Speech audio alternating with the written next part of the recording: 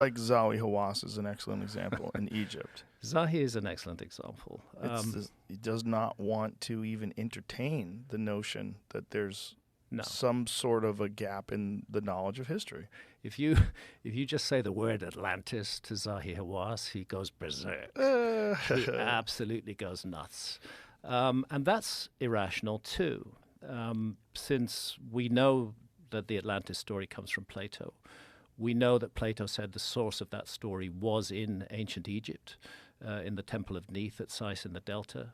An ancestor, Solon, visited that temple and was told the story, which he put into the word. Atlantis is not an ancient Egyptian word. That's one of the problems. But he called it Atlantis. But at Edfu in Upper Egypt, there's a whole story of a homeland of the primeval ones that was destroyed in a great cataclysm and flooded by the sea, leaving only a few survivors who traveled around the world seeking to restart civilization. It's told very clearly in the Edfu building texts, which fortunately have now been completely translated. Sadly, only into German. I hope we'll see the full English translation in due course. But the translations I was working from when I first studied them are very good, and they've been reinforced and supported by this new, fuller translation.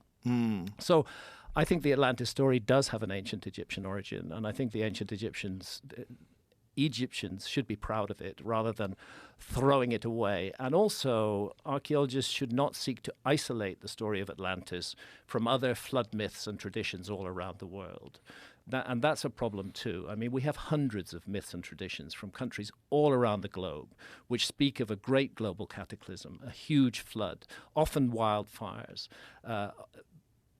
destruction of human beings and of animals, a few survivors who seek to restart civilization. It's a global story, not a single story told by Plato. And, I mean, if you hear the same story from so many different cultures, at what point in time do you go, maybe there's something to this? I mean, it's just very strange to try to deny that. Again, we have this... Especially with the physical evidence. Yeah, especially with the physical evidence. And it's interesting with the physical evidence, like Gobekli Tepe, which is 11,600 years old. I mean, it used to be argued, Robert Schoch and John Anthony West's work on the Great Sphinx, suggesting that the Sphinx could be 12,000 plus years old. It used to be argued that was impossible because there was no other site anywhere in the world, no other megalithic site of the same age. And then we discover Gobekli Tepe, and it's 11,600 years old. Now, if you can make Gobekli Tepe with its 20-ton megaliths, beautifully carved representations of human and animal figures in those pillars, if you can do that, you can cut the Great Sphinx out of bedrock as well. There's no reason to dismiss the geological evidence of the Great Sphinx anymore, but instead, what archaeology is doing is trying to finesse Gobekli Tepe. They're trying to say, oh, there was this gradual build-up to Gobekli Tepe, and they now talk about a people who they call the natufians. Again, we don't know what they called themselves, who were predecessors of Gobekli Tepe around 14,000 years ago. And they show things that look like a tiny little stone wall that they built, the sort of thing that you can find, a dry stone wall that you can find anywhere in Wales to this day, you know. And this is supposed to be a prequel to Gobekli Tepe. I'm sorry, you just don't start off making dry stone walls and then wake up one morning and create 20-ton megaliths in huge stone circles, perfectly astronomically aligned, as we have at Gobekli Tepe. Not only that, but how? Like, what did they do? How are you even, where are you getting those 20-ton megaliths from? How far do they have to transport? In the case of Gobekli Tepe, not far. How far? Hundreds of meters. I've stood on top of one megalith that they partially cut out of the bedrock with the T-shape, but then they found a fault in it and they left it there. Oh. It would have been a 30-ton megalith. They clearly intended to release it from the bedrock, but it had a fault, so they left it alone.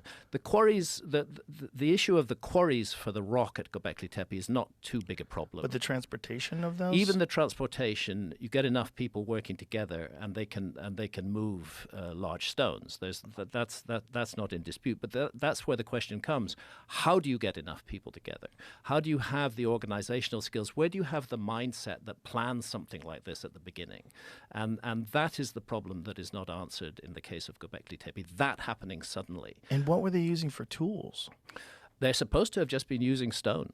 There's not supposed to have been any metals at that period. Not even brass. Not even brass. Not even copper. I have a complicated view on Gobekli Tepe. Let's say it's my hypothesis. It's not a fact. I don't claim this is a fact.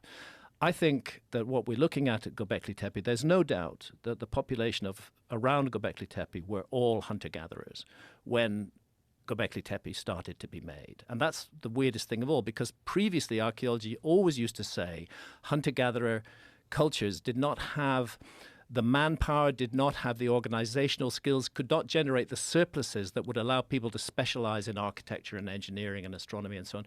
So it used to be said that hunter-gatherers couldn't do that. Now archaeologists have backpedaled on that and they're saying, well, yeah, clearly hunter-gatherers did it. The funny thing is that during the 1,000 years that Gobekli Tepe functions, and it runs from roughly 11,600 years ago to, say, 9,600 years ago, during the 10,600 years ago, during those 1,000 years, the population of Gobekli Tepe transitions from being hunter-gatherers to being agriculturalists. So we see two new ideas suddenly appearing at Gobekli Tepe: enormous megalithic architecture and a shift from hunter-gathering to agriculture. And what Gobekli Tepe looks like to me is a transfer of technology, that people who already knew how to work megalithic architecture and align it precisely to the risings of particular stars, for example, Sirius, came to Gobekli Tepe at a time of chaos and cataclysm in the world, and they sought to introduce a new way of thinking. I think Gobekli Tepe was created as a project to mobilize the local community, to give them something to work on, to bring them together. And it's not an accident that during that 1,000 years they transitioned from hunter-gathering to agriculture. I don't see massive technical complications in creating Gobekli Tepe, except those very precise alignments.